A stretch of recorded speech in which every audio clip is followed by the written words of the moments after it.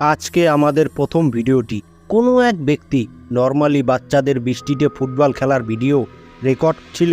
Video শুরুতে সব কিছু নর্মাল ছিল, কিন্তু যখনই গোলকিপারের সামনে থাকা সব প্লেয়ার মাঠের মাঝখানে আসে তখনই আমরা এমন কিছু দেখতে পারি।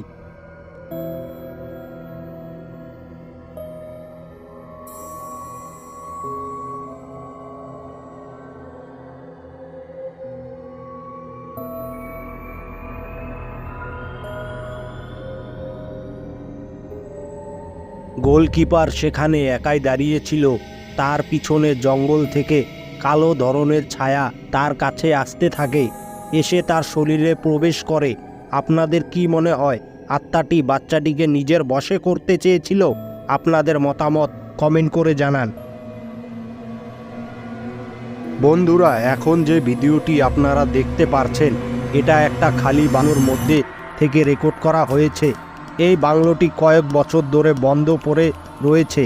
এর আশেপাশের লোকজনের বক্তব্য যে এখানে নাকি বিভিন্ন ধরনের ভূতপ্রেতের বসবাস, তাই এখানে কেউ থাকে না। বিষয়টি নিজের চোখে দেখার জন্য এক ব্যক্তি বাংলোর ভিতরে চলে আসে। ব্যক্তিটি যখনই বাংলোর ভিতরে যায় সাথে সাথে বিভিন্ন দিক থেকে জিনিসপত্র পড়ে যাওয়ার আওয়াজ শুনতে পাওয়া যায়।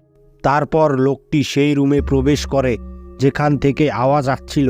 তারপর সে যখন ঘরের দরজা খুলে রুমে প্রবেশ করছিল, সে সেখানে গিয়ে কিছুই দেখতে পায় না এবং ঘরের ভিতরে কিছুই ছিল না যাদের আওয়াজ শোনা যাবে। ঘরটি ছিল একদম ফাঁকা। তারপর সে ঘর থেকে বেরিয়ে যাওয়ার সময় অন্য একটি ঘর থেকে ছোট বাচ্চার গান গাওয়ার আওয়াজ শুনতে পায়। তারপর ব্যক্তিটি দৌড়ে দৌড়ে সে ঘরের ভিতরে ঢুকে পড়ে, গিয়ে দেখে সেই ঘরে কিছুই নেই। তারপর লোকটি ছোট বাচ্চাটির সাথে কথা বলার চেষ্টা করছিল, কিন্তু সেই ছোট বাচ্চাটি গান গেয়েই যাচ্ছিল। তারপর সে ঘর থেকে বেরিয়ে অন্য একটি রুমে গিয়ে দেখে ওই ঘরের সিলিং ফ্যান অটোমেটিক হালকা হালকা ঘুরছে, যদিও ওই বাংলোয় কারেন্ট কানেকশন ঠিকমতো ছিল না। যখন সে রুম থেকে বেরিয়ে যায় সাথে সাথে ফ্যান ঘোরা বন্ধ হয়ে যায়। তারপর ব্যক্তিটি ভয়ে ঘর থেকে বেরিয়ে যায় আর সে অনুভব করতে থাকে এই ঘরের ভিতরে কিছু একটা ছিল যেটা মানুষ তার চোখ দিয়ে দেখতে পারে না। বিসমিল্লাহির রহমানির রহিম। বিসমিল্লাহির রহমানির রহিম। 2016তে রেকর্ড হওয়া এই ভিডিওতে দেখা যায় কিভাবে দুই বন্ধু সিঁড়ি থেকে নামার সময় ভূতের হামলা শিকার হয়। দুই বন্ধু গলাগলি ধরে সিঁড়ি দিয়ে নামছিল।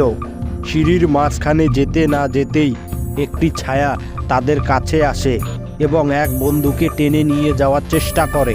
সাথের বন্ধু তাকে বাঁচানোর জন্য তার হাত ধরে টানে এবং টান দিয়ে উপরে ওঠার চেষ্টা করতে থাকে। আর কিছুক্ষণের মধ্যে ভূতের সাথে ধস্তাধস্তি চলতে থাকে। কিছু সেকেন্ড পর ওই ছায়াটি অদৃশ্য হয়ে যায় আর পুরো সিঁড়ি নর্মাল হয়ে যায়। এই ঘটনার পরে ছেলে দুটি বলে ওই ছায়া কোনো অতৃপ্ত আত্মা ছিল, কিন্তু এই ছেলেকে কেন এবং কোথায় নিয়ে যাচ্ছিল? আপনাদের কি মনে হয় কমেন্ট করে জানান।